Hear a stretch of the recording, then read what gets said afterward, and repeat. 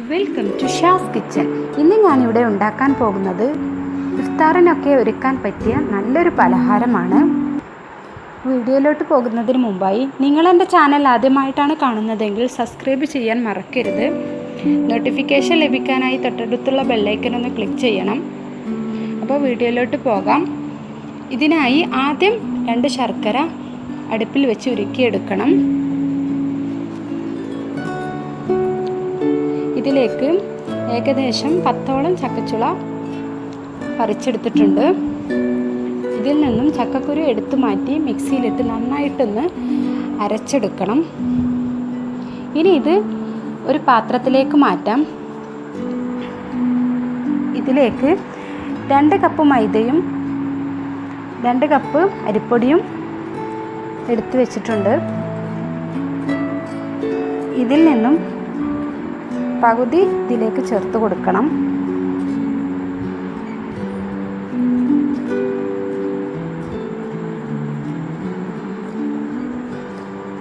അതായത് ഏകദേശം 1 കപ്പ് മൈദ ചേർത്ത് കൊടുക്കുന്നുണ്ട്.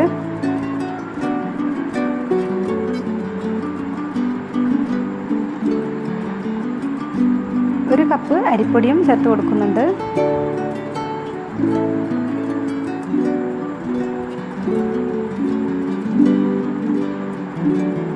കാൽ കപ്പ് തേങ്ങ ചിരവിയതാണിത്.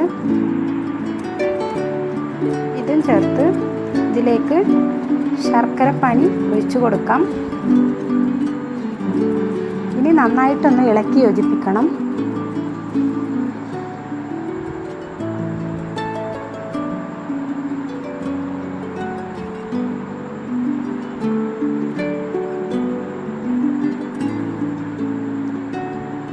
കുറച്ചുകൂടി തിക്കായിട്ട് കിട്ടണം.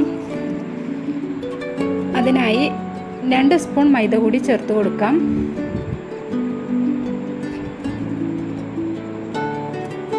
ഒരു സ്പൂൺ അരിപ്പൊടിയും ചേർക്കുന്നുണ്ട്.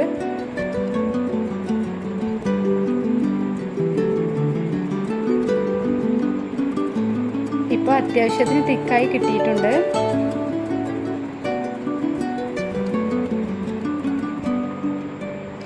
ഇതിലേക്ക് ഏലക്കാപ്പൊടി ചേർത്ത് കൊടുക്കാം.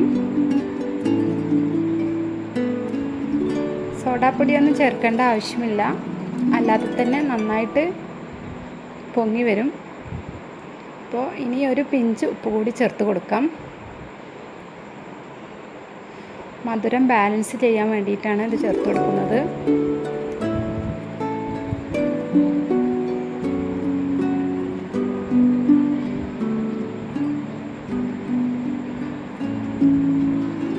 ഇനി ഓയിൽ ചൂടായ ശേഷം ഇതിലേക്ക് ഓരോ സ്പൂൺ വീതം ഒഴിച്ചു കൊടുക്കാം.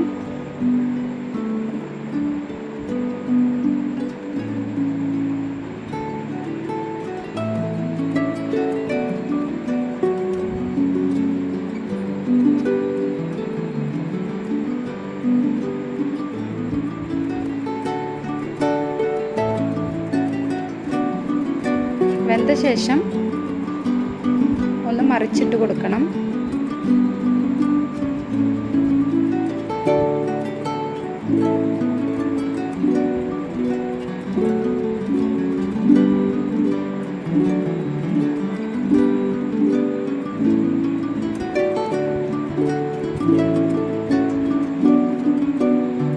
അപ്പോൾ ഇത് നല്ലോണം മൂത്ത് വന്നിട്ടുണ്ട്. ഇനി ഇത് മറ്റൊരു പാത്രത്തിലേക്ക് മാറ്റാം.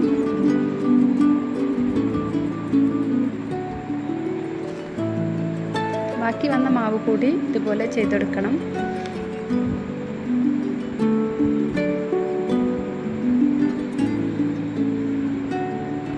അപ്പോൾ നമ്മുടെ ചക്ക കൊണ്ടുള്ള സ്നാക്സ് റെഡി ആയിട്ടുണ്ട്. ചക്കക്ക് പകരം ചെറുപഴം ഉപയോഗിച്ചും ഇത് ചെയ്തെടുക്കാവുന്നതാണ്. വളരെ പെട്ടെന്ന് തന്നെ നമുക്കിത് ഉണ്ടാക്കാനായിട്ട് പറ്റും. അപ്പോൾ തീർച്ചയായും ട്രൈ ചെയ്ത് നോക്കണം. നിങ്ങൾക്ക് എൻ്റെ വീഡിയോ ഇഷ്ടമായിട്ടുണ്ടെങ്കിൽ ലൈക്ക് ചെയ്യാനും ഷെയർ ചെയ്യാനും മറക്കരുത്. Thank you.